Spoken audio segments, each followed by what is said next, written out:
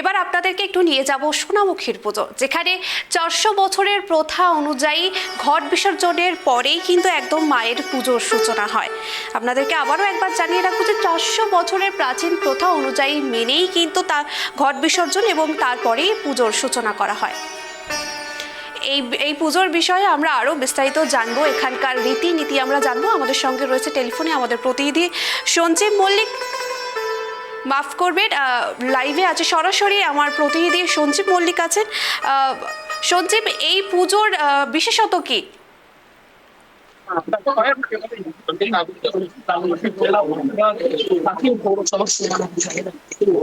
আমি রয়েছি সোনামুখীর যে মাইতমা কালী মন্দির রয়েছে ঠিক সেখানে। আমি প্রথমে একবার ছবিটা দেখানোর চেষ্টা করবো। চারিদিকে মানুষ আস্তে আস্তে আসতে শুরু করেছে, ভক্তরা আসতে শুরু করেছে এবং একেবারে এই যে পুজো, এই পুজোতে গিয়ে কিন্তু রীতিমতো জমজমাট আকার নিয়েছে। এই যে মাইতমা, এই মাইতমার পুজোর একটা প্রাচীন ইতিহাস রয়েছে এখানে। যে পুজোর যে প্রাচীন ইতিহাস তা হচ্ছে যে মারাঠা সেনাপতি ভাস্কর পণ্ডিত প্রায় 400 বছর আগে যখন সোনামুখীর এই জঙ্গল ঘেরা ছিল তখন কিন্তু এখানে এই মন্দিরের যে পুরোহিত রয়েছেন তাকে কিন্তু মাহাত্ম্য উদ্ধত হন। আর সেই সময় কিন্তু ওই মারাঠা সেনাপতি ভাস্কর পণ্ডিত অন্ধ হয়ে যান এবং তারপরেই তিনি বলেন এখানে কে আছে, জানতে পাওয়া হয় যে কে আছেন এবং তারপরে ওই পুরোহিত যে ঘটের জল, সেই ঘটের জল দেওয়ার পরেই কিন্তু মারাঠা সেনাপতি তার দৃষ্টিশক্তি ফিরে পায় এবং পরবর্তী সময় তিনি যখন জিজ্ঞেস করেন যে এখানে কে থাকেন তখন বলা হয় যে এখানে মা কালী রয়েছেন। তখন তিনি বলেন মাইতমা। তারপর থেকে এই কালীর নাম হয় মাইতমা।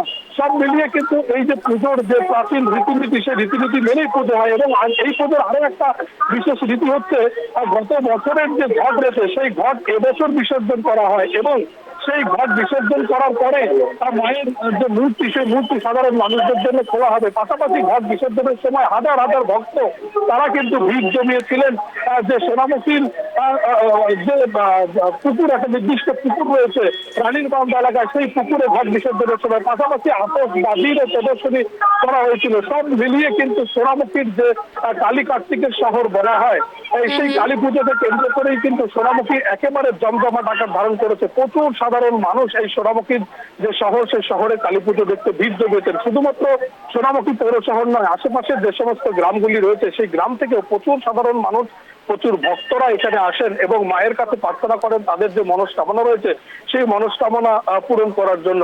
আর সব মিলিয়ে এই মাইতমা কালী মন্দিরে এই মুহূর্তে আমি যে ছবিটা তুলে ধরছি তা কিন্তু অত্যন্ত আনন্দের ছবি এবং সাধারণ যারা ভক্ত রয়েছেন যত রাত বাড়ছে ততই কিন্তু ভক্তদের সমাগমও বাড়ছে। সব মিলিয়ে এই মুহূর্তে আজকের যে দীপাবলির সংবাদ জমজমাট আকার ধারণ করেছে।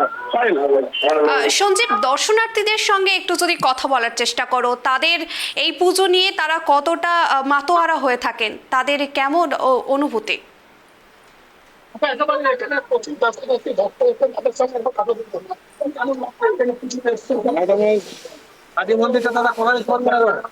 এখানে আছে একটু কোথা থেকে এসছেন?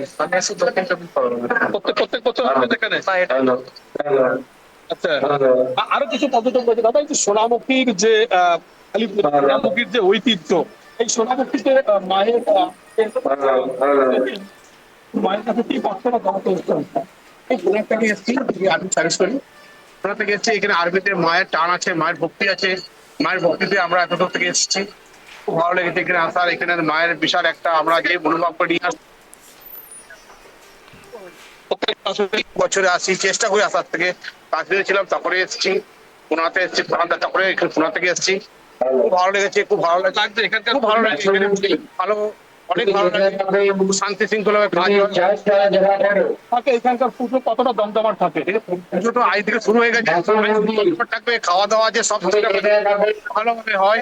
সবাই ভালো সংগঠন করে, বাইরের লোক দিকে খুব কনফারেন্স করা হয়, সবাইকে আনা হয়, সবাইকে খাওয়া কাল থেকে ভোজ, 4 দিন 5 দিন ভোজ হবে। খুব ভালো লাগে এখানে, মানুষের সঙ্গে খুব ভালো ব্যবহার হয়, মানুষকে হেল্প করা হয়, আমাদের খুব ভালো লাগে। দেখো একেবারে এই যে দূর দূরান্ত থেকে ভক্তরা এসছেন মায়ের কাছে এবং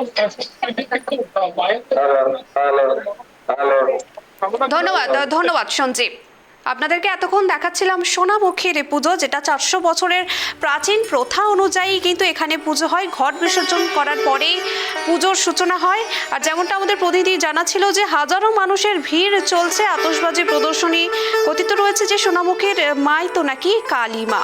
পুজো ঘিরে রয়েছে নানান ইতিহাস এবং সেটা আপনাদের সামনে আমরা তুলে ধরলাম।